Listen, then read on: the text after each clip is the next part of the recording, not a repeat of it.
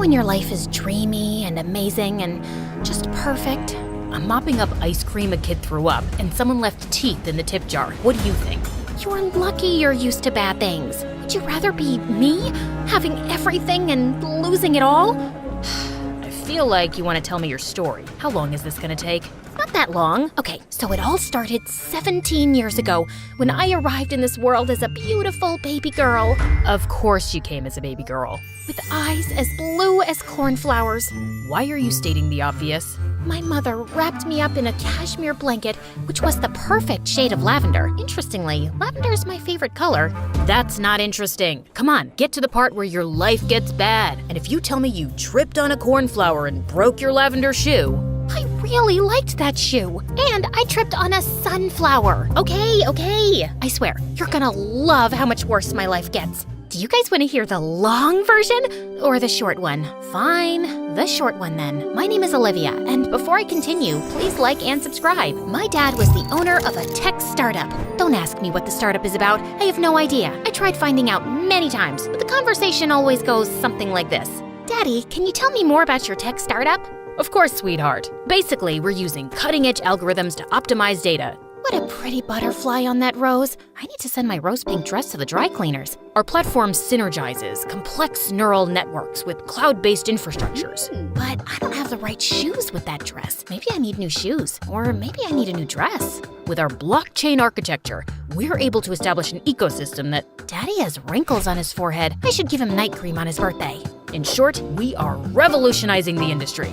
That's amazing, Daddy! I don't know, man. Your guess is as good as mine. The important part is that his startup made us very, very rich. Like, take a private jet to your private island kind of rich. We lived in a huge mansion where Mom and I had closets as big as rooms and clothes and shoes for days. My life was a whirlwind of glamorous parties, fancy vacations, and global shopping sprees. I went to a great private school, had tons of friends who adored me, and the cherry on top of my sweet life was Dad's friend's son, my dreamboat boyfriend, Chad. I really had everything. Then it all went to hell one day when I tripped on a sunflower and broke the heel of my fourth favorite lavender shoe. Are you kidding me?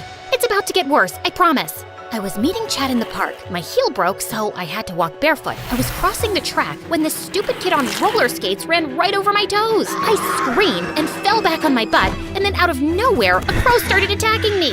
It was the most bizarre day. By the time I reached our usual spot, I was in a foul mood. But suddenly, seeing the golden hour light hitting Chad's perfect face, everything else melted away. I could take all the ups and downs of life with Chad by my side. I think we should break up, Livy. Break up what, babe? Us. We should break up. I've accepted an offer at a university across the country, and I don't think we can make long distance work. I don't understand. Like stars departing at dawn's first light, our destinies ascend separate horizons.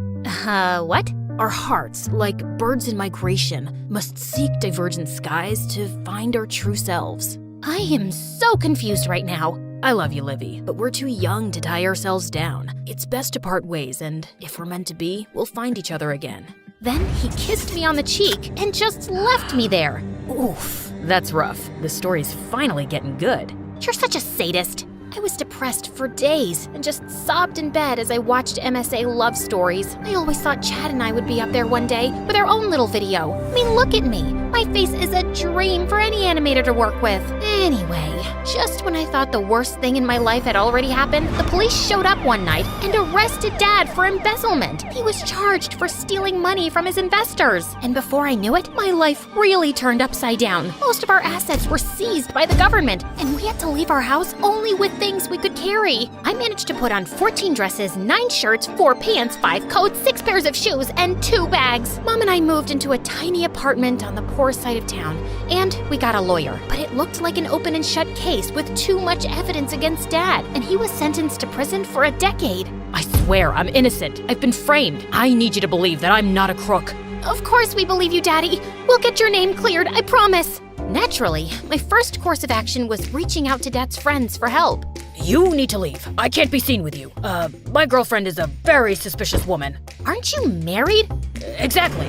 I wasn't running away from you. I was just getting some exercise. Oh look, what an unusual bird. Where? I recently hit my head and I have amnesia. I don't know who your dad is or why he made me your godfather. You're my godfather? Gotta go. I need to poop. Chad's father was out of town, and I was so relieved when he returned. He was Dad's BFF. If anyone would help, he would. I'm sorry, but Sir is still away on business. His car just passed me as I was walking here. You must be mistaken. He's not home. I can literally see him in his study from that window. Let me put this another way, miss. He clearly stated that whenever you show up here, I have to say he's not home. That just made my heart break.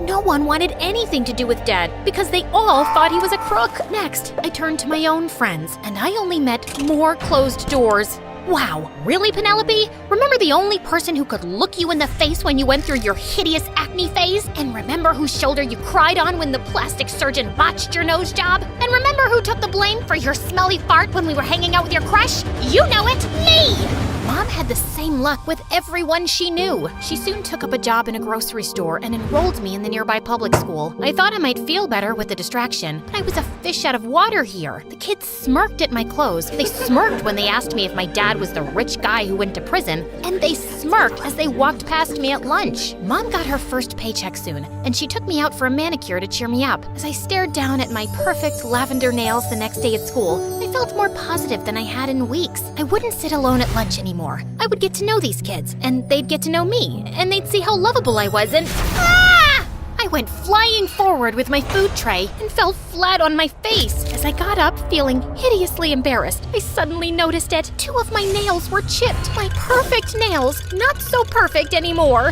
Who is the idiotic pea-brained buffoon who crashed into me? Oh, come on. We were just playing ball.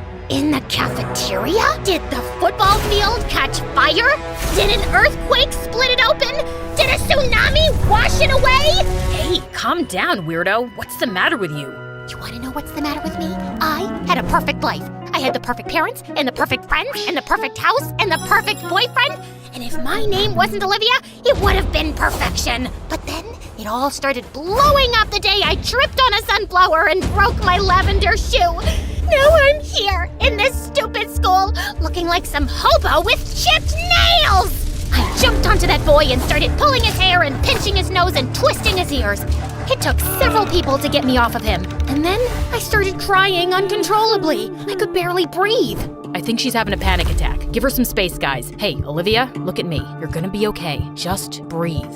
So yeah, I lost my mind. You helped me calm down and brought me to your workplace. I had to. You were in shock and clinging to my arm like a python. And now you know my whole story. You're probably thinking, look at this whiny rich girl who lost some money and can't handle it. But it's not just that. I never realized before that my entire life was so fragile. I just never saw this coming. Jackson reached over and put his hand on mine. I wasn't thinking that. You've been through a lot, and I'm sorry. Thanks. By the way, how tall are you? 6 feet 4 inches. No wonder I've been feeling so tiny all day. My life still sucked, but it sucked a little less now that I had a friend. Jackson was so different from any of the guys I'd known. He didn't talk about sports cars or the newest smartphones or the best companies to invest in, but he taught me how I could cut out grocery coupons from newspapers, what the cheapest bus route was, and how to ride a bicycle. He even got me a waitressing job at the cafe and covered up for my mistakes. He lived in a tiny, rundown house with his mom and 3 younger sisters,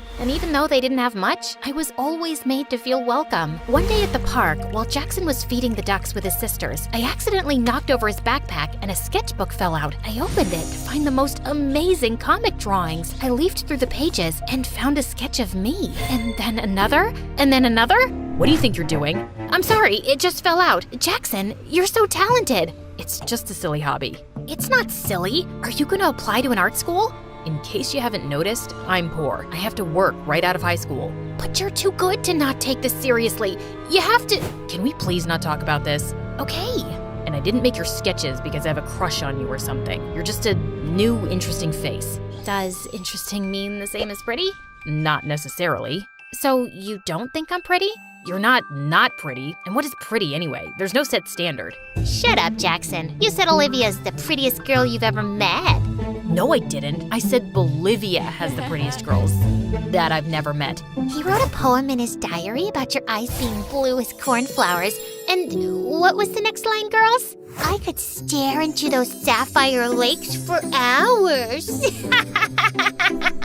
My diary? You, see what I mean? I need to earn money to put them all in a mental institution. I couldn't stop laughing as he chased the girls away, and I felt a warm tingle in my toes at the thought that maybe Jackson liked me. A few weeks later, we were sitting in the cafeteria when I got an email alert on my phone, and Jackson noticed my face fall. What's wrong? Oh, it's just that witch Penelope. She's hosting her grand annual Halloween party, and I guess she just forgot to take me off the invite list. Forget I mentioned it. Okay then. So my mom's making her famous shepherd's pie this weekend, and she thinks I don't know what the secret ingredient is. I think I want to go to the party. What? Why? Because I want revenge. Penelope and all these people hurt me, and I want to hurt them back. What would you even do? I don't have it all planned out, but I want to ruin her stupid party because it means a lot to her and her stupid friends, and you should come with me. No, and you shouldn't go either. You'll get in trouble. It's Halloween. We'll be in costumes. No one will recognize us, and we won't be there for too long. And Penelope will have the best food. I'm certain she stole in my caterer. I don't know. Please, I need this, and I don't want to go alone. All right, the food better be good. On the night of Penelope's Halloween party, Jackson and I took the bus to the rich part of town and walked the last few blocks to Penelope's house. No one's gonna recognize me, right? You're dressed like an evil eggplant. It's very unlikely. You look good as a tree, very tall and leafy. Now you remember the plan, right? Right, make as many things go wrong as possible. Am I forgetting anything? Nope, that's the whole plan. Let's go. Penelope's place was swarming with guests, and no one paid much attention to us as we slipped in. And we got down to our mission right away. We sneaked off all the black and gold balloons and made them fly away. We messed up the fake cobwebs and smashed some carved pumpkins. We locked up the kitchen doors and we threw the keys in the swimming pool. Where did all the balloons go? I ordered 500 of them. People, watch where you're going. You're smashing the pumpkins and walking into the cobwebs. And where are all the waiters? Why is there no food? As Penelope stormed off towards the kitchen, Jackson and I high-fived. Should we go now? Oh no, this was just the warm-up. Penelope always has a surprise celebrity singer perform at her Halloween parties, and I know this time it's Harry Styles. We have to wreck his concert. It'll drive her crazy. No, that's going too far. Someone will catch us. Can you stop being such a scaredy cat? Just tell me if you're in or out. Olivia, I think I'm out. And then he actually left. Fine, I'd finish the job myself. I ran off to the back of the house where I knew all the power supply boards would be. I spotted a toolbox nearby, picked up a plier, and started snipping away at every wire. I wouldn't let this concert happen. I'd ruin the whole party. Everyone would remember it as the worst Halloween ever. Just then, I saw a figure emerge from the shadows. Hey, what do you think you're doing? I flung the pliers to one side and started running for my life across the garden. But my stupid eggplant costume was slowing me down. And suddenly, I found myself being pushed forward and pinned to the ground. When the person chasing me turned me over, I saw that it was Chad? How do you know oh my god, Livy, is that you? Why are you an eggplant? Actually, what are you doing here? I could ask you the same question. My whole life blew up and you couldn't send a text, but you made sure you didn't miss Penelope's party? Listen. Just then, a pretty girl I'd never seen before came running behind us. Babe, are you okay? Who's this creep? I'll call security. No, don't. There's been a misunderstanding. Babe? Is that what she just called you? Who are you, and why are you dressed up like an eggplant? Because Baba Ganoush is my favorite dip, not that it's any of your business. I pushed Chad away and stormed off, tears pouring down my face. I just made it a few blocks down when I ran into a tree. I'm so sorry. I shouldn't have left you behind. I came back. Now let's go destroy Penelope. No, I'm done. Coming here was a stupid idea. Let's just go home, Jackson. I felt more crushed and betrayed than ever. I was busy sulking in bed the next day when Mom called me saying I had a visitor. I walked out into the lounge to see it was Chad. Mom, why did you let him in? You should hear him out, honey. Mom left the room and Chad hesitantly sat down next to me. Is it okay if I sit here? You're already sitting here. And no, none of this is okay. In fact, this is giving me a fuzzy flashback to when you were sitting down next to me on a park bench.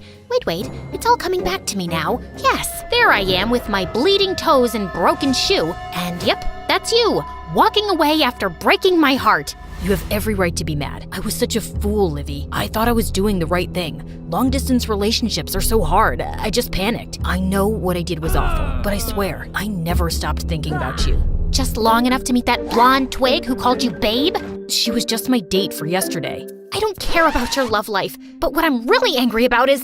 I know, your dad. I wanted to reach out to you, but my dad forbade it. He's one of the investors in your dad's company. He feels betrayed by what your father did. Dad is innocent, okay? I expected his friends to believe that. The evidence against him is too strong. You've got to face facts. He committed a crime, but I'm sorry you're also paying the price. I asked around about you after we met yesterday, and I couldn't believe you're living in this neighborhood now. For the first time, the thought crossed my mind that maybe Dad was the one who was wrong, and I burst into tears. Chad hugged me. I'm in town for a few weeks, and I'm gonna try to get Dad and the other investors to go easier on your dad with his prison sentence. You'll really try? I can't promise anything, but I'll try my best, Livy. I walked Chad out of the apartment building, and as I was going back in, Jackson suddenly popped up. So, who was that guy with enough gel in his hair to set all the cheesecakes in America? That was Chad. Chad? Like your ex-boyfriend Chad? Like the guy who broke up with you on a park bench Chad? Yes, that Chad. That's such a stupid name. Chad is a country.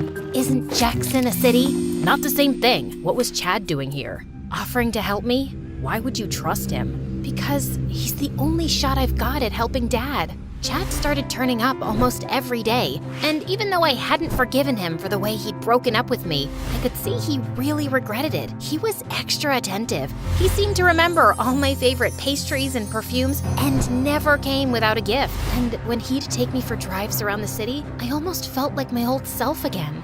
One afternoon as I was leaving school, Jackson caught up with me. Want to go to the park today? Nah, I'm tired. How about you come to my place tomorrow? My annoying sisters miss you. I have a thing. A Chad thing, right? Look, it's none of my business, except as your friend, I would advise you not to date Chad again. We're not dating. We're just meeting up to discuss Dad's case. And what's the progress on that? He's working on it. Okay then. Enjoy your thing tomorrow. Don't do those dumb air quotes. It's not a date. Why don't you come with me? We're just going to an art exhibition and then having dinner. Sounds like a date. It's not a date, you giraffe. Join us. Chad won't mind. Chad didn't look too happy either, and I could see the way he looked Jackson up and down disapprovingly. But things got worse in the art gallery. Wow, what a stunning piece of art. Holy mother of noodles, that's for $50,000? It's a picture of a rotting apple. It shows the complexities and slow ruin of postmodern society. Dude, it's an ugly apple. I could draw this with my left foot in my sleep. I didn't expect you to know anything about art, but you're even more… Chad, he's an artist too, and he's your guest, so be nice, okay? I thought I'd manage the situation, but it got worse over dinner. Chad had just raised his glass and was about to say something when Jackson exclaimed, "Oh no, Grandma ran away from my aunt's house. She climbed out of a third-story window and fell." "Oh my God, is she okay?" My sister is just updating me. Yeah, she survived the fall, but then she went out to the lake on a paddle boat and fell in the water. What? Did she drown? Okay, no. Apparently, she's a very good swimmer. But then she went to a diner and choked on her food. Is she still alive? Phew, thankfully, yes. Someone in the diner performed the Heimlich maneuver on her, but she's in the hospital for a mild concussion. Can we leave early so I can see her? Of course. You can leave now. I'll call you an Uber. I can stay for the main course. We'll skip dessert. Anyway, before I was interrupted, I was about to make a toast to us, Livy. Friendship, much like the delicate petals of a rare flower, unfurls its beauty only to those who possess the refined senses to savor its exquisite fragrance amidst the mundane garden of existence. That's lovely. I'm sorry. What does that even mean? Excuse me? Why do you think it's cool to say vague nonsense? Friends don't treat friends the way you've treated Olivia in the past. Can't you be honest about anything? Why don't you start with her and tell her you don't actually have any plans to help her? You want honesty? I think you're a worthless piece of trash. Before I knew it, Chad had attacked Jackson, and they were in a full-scale fight, bumping into waiters and falling onto tables. Several people managed to pull them apart, and I dragged Jackson outside. What were you thinking? He attacked me. You provoked him. Look, Olivia, I don't get mad a lot. It's scary for people when I get mad because I look like a tall, angry windmill. So I keep it in and stay calm mostly. But I'm mad right now. How can you even stand that pretentious windbag? Because he belongs to my world. This is the life I had before. You go to stupid exhibitions and talk about trivial things over food and laugh at dumb jokes. And you didn't even give him a chance. You were determined to hate him just because he's a rich guy. Is that what you really think of me? You know what? I'm the problem here. I don't belong in your world. Jackson walked off, and my heart sank. He wouldn't even reply to any of my texts or calls later, and he avoided me in school entirely. A few days later, Chad asked me to come over to his place to have a talk with his dad, and I arrived early. As I walked towards the study, I suddenly heard raised voices, and I stopped outside. That girl is really coming here right now? Chad, what is the matter with you? Look, Dad, when you told me that you and the other investors were making a fake case against her father to get control of his company, I was totally on board. And I broke up with Livy and left because you didn't want me to be associated with her after her dad got a bad reputation. But I didn't realize Livy and her mom would have everything taken away from them. What else did you think was gonna happen, son? I don't know. I just thought the dad would go to jail and we'd be richer. It's not fair. She lives in a dump now. And how are they supposed to afford shampoo and makeup and all the creams and serums they use? Just lie to her and say you're working on getting her dad out of jail sooner so she feels better. And maybe we can give her some money every month. Fine. My son is such a philanthropist. Don't get serious about her again, though. Dad, I'm 18. I'm not serious about anyone. I'm leaving in 2 weeks anyway. I've just been nice to her because she was never very tough, and I feel sorry for her. I stepped away quietly, blood pounding in my head. I felt fury beyond anything I'd ever felt in my life. I texted Chad that I couldn't come over, and I went home and told Mom everything. We stayed up half the night trying to think about how we could get proof of Dad's innocence. We finally fell asleep exhausted, but the next morning, I woke up to Mom's screams. I rushed to the lounge and saw the TV on with the news that Chad's father and all the other investors in Dad's business had been arrested. How? What are they being arrested for? They're saying on the news that some anonymous employee in the company had approached the FBI some time ago, claiming that Chad's father and the other investors framed your dad and are still involved in other illegal activities. So the FBI had bugged the investors' houses and offices. I guess they overheard the conversation between Chad and his father that you heard yesterday too. Dad's lawyer called. He's going to be released tomorrow. Later, I went to Chad's place as it was being sealed by the FBI officers. Livy, it's not what you think.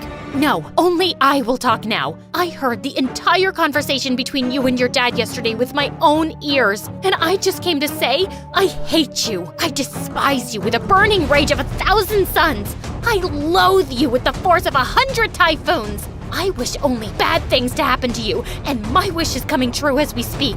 You will lose everything, and you're not even half as tough as me. You will really suffer, and I will dance with joy knowing that. Then I punched his perfect nose and stormed off. Well, actually, I skipped off happily and headed straight for the cafe. I spotted Jackson taking someone's order and ran to him. Jackson, my dad's innocent, and he's getting out of jail tomorrow. Chad's father framed him, and he's been arrested. I punched Chad. I'm gonna get my life back. I'm working right now. My shift ends in a while. I can't wait, okay? I can't stand that you're not talking to me, and I know that it's my own fault. I'm sorry I said you were jealous of Chad because he's rich. You were right about everything. He's an obnoxious jerk, and that apple painting was so ugly. Also, if there's anything I've learned, it's that I don't want all of my old life back. I don't want to have fake conversations or fake friends who turn away at the lowest point of your life. I want people like you.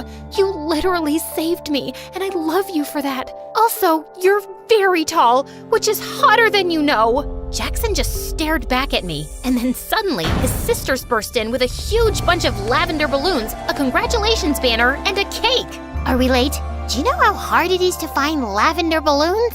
I dropped a cake on the way. We can scrape off some of the icing. I told you girls, we're meeting at Olivia's place, not here. We heard the news about your dad, and we were coming over after my shift. Even though you were mad at me? I can't stay mad at you. Look, just let me take this customer's order. Just kiss her, you moron. Hey, don't call him a moron. But seriously, just kiss me, dummy. Wait, how's your grandma doing? You want to talk about my grandma right now? Actually, I don't have one. I made up that whole thing to annoy Chad. I like you even more right now.